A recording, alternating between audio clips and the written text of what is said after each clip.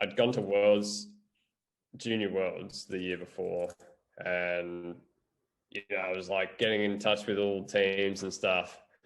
The Aussie under 23 team, all these like big development teams, like nothing. I was sending messages, sending emails, whatever, just putting my name out there. No responses, like nothing.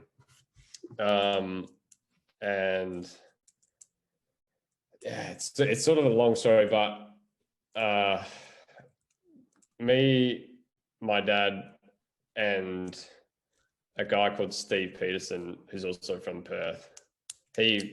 My dad and Steve sort of had like, they were like sort of running GDT, which was like my dad's team back in the day. And we were sort of like sending emails and stuff to the Italian Cycling Federation, just like full gas, sending emails like all the time, looking for a team. And yeah, it was actually quite late, but this one team got back and they were like, yeah, we'll take you on board. I had like no idea where this team was, what the team was, who was running the team, like nothing, no idea, and they were like, yeah, we'll take you on board. You can race for the team for the whole season. And I was like, sweet. And they said, we'll pay for the ticket to Europe and you pay for the ticket home. We'll have like a team bike here for you, all the kit, all that will be sorted. And I was like, sweet. They sent through the ticket. And yeah, this was pretty massive, because my mum and dad, like, they've been paying for everything up to this point, like bikes, kit, travel. Like traveling out of Perth is a pain in the ass. It's like the most isolated city in the world. So you have to travel everywhere. You have to fly everywhere. It's super expensive. So the fact that this team is paying for like European flights, it's a big deal. So anyway, I have all these issues on the flight as well. There was like a fire in Rome airport. So I had to stay the night in Qatar.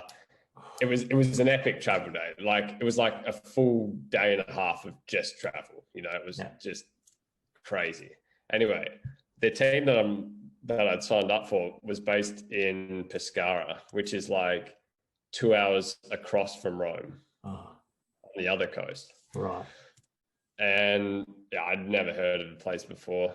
So anyway, I fly into Rome and then I have to fly from Rome to Pescara. And this is like, I think I had to wait like 10 hours or something I had to wait like 10 hours in the airport or something. Oh my God. And in the end, I arrive at Pescara airport at like 12, like midnight, right? And I have no idea like who's picking me up, like where I'm going, who to look out for, nothing, like no idea. I'm going in completely blind.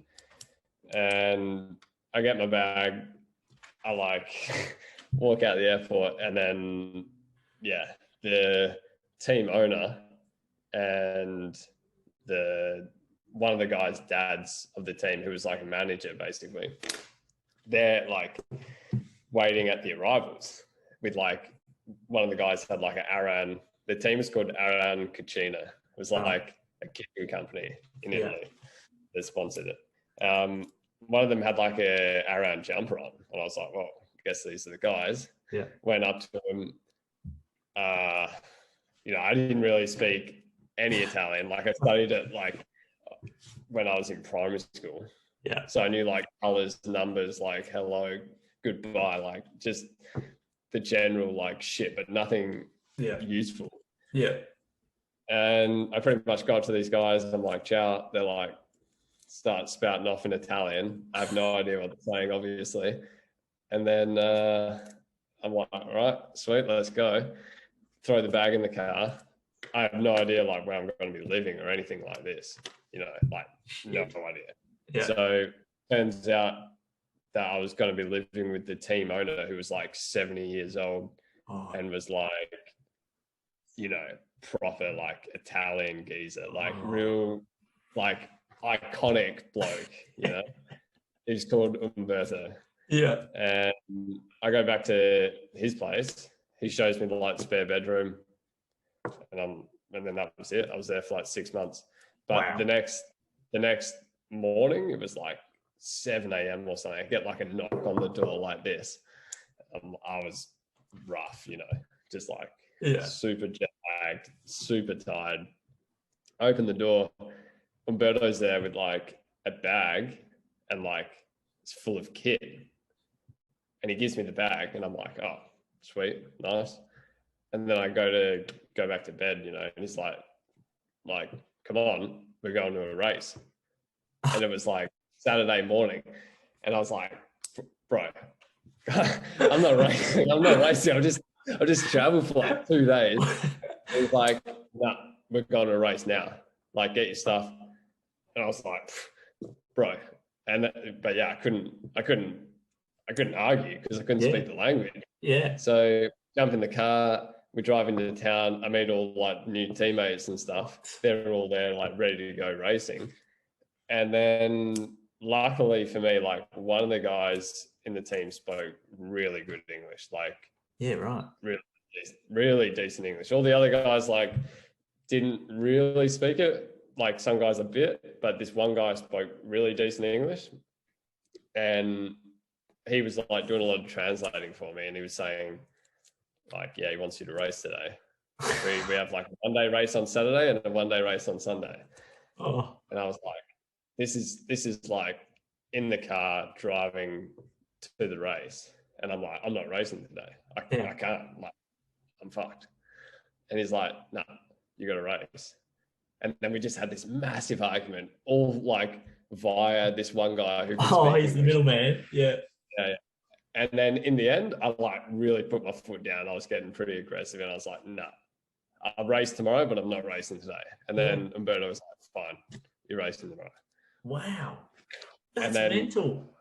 Yeah. And then like that was pretty much it. Then every weekend from that point, I pretty much did like a 1-day race on Saturday, 1-day race on the Sunday for like 6 months.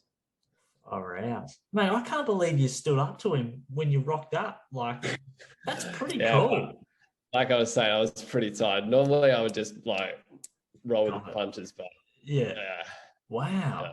Mate. I reckon they were all like, they were all a bit like, whoa. Like this new guy's like already like having a big fight with the team boss, but yeah, it was pretty funny. I reckon in the end, a bit of respect, mate, from that. Yeah, maybe. But in the end, he was like, this Umberto guy is like, yeah, great bloke. Yeah. Like, have you seen what I mean? Actually, I normally try see him, like if I do the Giro and we pass Abruzzo, that's like the region, then he usually comes to like the race hotel or I see him on the side of the road or something, but he's like a legend, honestly. All the Italian amateurs, like everyone knows him. He's just he's had a team for like 40 years or something. Wow. So that's so cool. He's like a bit of an icon. Yeah. But yeah, for me it was like life changing, the whole experience, you know. Deep end, man. Like you're straight, literally, that is deep end. Yeah. Wow. Yeah, it was pretty much like sink or swim type shit. Yeah. But it was like it was pretty tough, but I mean at the time I didn't really care. Like it was like living the dream for me. Like I was in Italy doing all these cool races, like it was sweet.